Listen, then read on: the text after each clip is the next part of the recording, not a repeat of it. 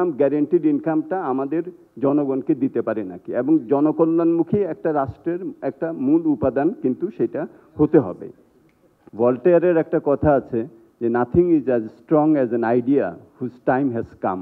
আমার মনে হয় যে আমাদের আলোচনার মধ্য দিয়ে এটা বেরিয়ে এসেছে যে এই আইডিয়াটা বাংলাদেশে এখন এসেছে। এবং খসরু ভাইও যেটা বললেন যে আমরা যদি একটা জনকল্যাণমুখী একটা রাষ্ট্রের কথা চিন্তা করি তাহলে আমাদেরকে এ ধরনের ভাবনার মধ্য দিয়ে যেতে হবে। এখন তৌফিক খুব সুন্দরভাবে বলেছে যে আমরা যখন নাকি ইউনিভার্সাল বেসিক ইনকামের কথা বলি, এটা হলো মিন টেস্টেড হয় না, এটা কার কি আয় আছে সেটা অনুযায়ী হয় না, সবাইকে একটা মিনিমাম একটা আয় দেয়া হয়। এটা পৃথিবীর কোথাও নাই।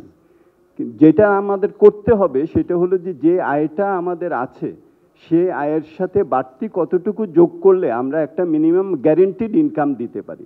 জুনেদ সাকি এখানে বলেছেন যে আমরা যে এই যে মিনিমাম ওয়েজ, আমাদের 40টা মিনিমাম ওয়েজ আছে, আপনি দেখেন এই মিনিমাম, যদি আমি রেডিমেড গার্মেন্টসের কথাও বলি, এটাতে যদি একজন যে মিনিমাম ওয়েজটা আছে, যদি পরিবারে যদি 4 জন থাকেন, এটা আমাদের বাংলাদেশেরই আমাদের পভার্টি লাইনের নিচে এই ইনকামটা হবে আপনি 4 দিয়ে যদি ভাগ দেন। তো তাহলে তাকে তো আমার একটা মিনিমাম গ্যারেন্টিড ইনকাম তো দিতে হবে। সুতরাং এই জায়গা থেকেই কিন্তু আমাদের আসছে যে আমরা এই মিনিমাম গ্যারেন্টিড ইনকামটা আমাদের জনগণকে দিতে পারি নাকি, এবং জনকল্যাণমুখী একটা রাষ্ট্রের একটা মূল উপাদান কিন্তু সেটা হতে হবে। রিগেল এম্পোরিয়াম হানিবার্ড অফারে জিতে নিতে পারেন ইন্দোনেশিয়ার বালিতে স্বপ্নের হানিমুন। আরেকটা যেটা সেটা হলো যে আমরা অনেক সময় এই যে অর্থায়নের কথা আমরা আলোচনা করেছি, এবং এখানে আমরা ট্যাক্স, জিডিপি ইত্যাদি আমরা তো জানি যে বাংলাদেশে, ইনফ্যাক্ট বাংলাদেশে 2015 সালে ট্যাক্স জিডিপি রেশিও ছিল 10.9, এখন এটা 8.2-তে দাঁড়িয়ে এসেছে। কিন্তু মানুষ যে টাকাটা দেয় আর এনবিআর এর যে হিসাব আছে এটার মধ্যে একটা বড় পার্থক্য আছে, এটা মনে রাখবেন।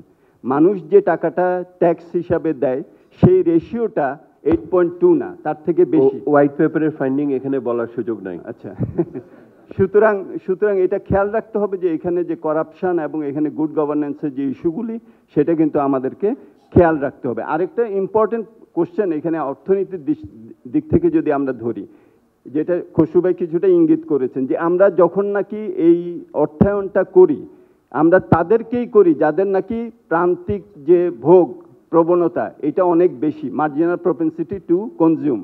তাদেরকে যখন আমরা টাকা দেই তখন কিন্তু এটা এগ্রিগেট ডিমান্ড এটা বাড়ায়, তার ফলে একটা সাপ্লাই সাইড রেসপন্স হয়, তার ফলে একটা ইনভেস্টমেন্ট হয়, তার ফলে একটা কর্মসংস্থান হয়। এখানে কিন্তু একটা ভার্চুয়াস সাইকেল কিন্তু এখানে সৃষ্টি হয় যখন নাকি আমরা এই ধরনের একটা যখন সহায়তা করি। সুতরাং অর্থনৈতিক দৃষ্টিভঙ্গি থেকেও এটার যৌক্তিকতাটা অস্বীকার করা যায় না, যদিও অনেকে বলবেন যে এটা এরকমভাবে দিলে এটা তো একটা মানে আমাদের এটা অপচয় হচ্ছে, সেটা কিন্তু না। সুতরাং সেদিক থেকে আমি বলবো যে আজকের এই আলোচনাটা এটাকে আমাদের, যেহেতু এখানে রাজনৈতিক নেতৃবৃন্দও আছেন, আমাদের অর্থনীতিবিদরাও আছেন, সমাজের অন্যান্য যারা আছেন স্টেক হোল্ডার তারাও আছেন, স্যারের কথা দিয়ে শেষ করি যে এটাকে সামনের দিকে এগিয়ে নিয়ে এসে বাংলাদেশের যে আন্দোলনের প্রেক্ষিতে আমরা আজকে বসছি সেটার যৌক্তিকতা এবং সেটার ন্যায্যতা প্রতিষ্ঠা করার সময় কিন্তু চলে আসছে। ধন্যবাদ আপনাদের।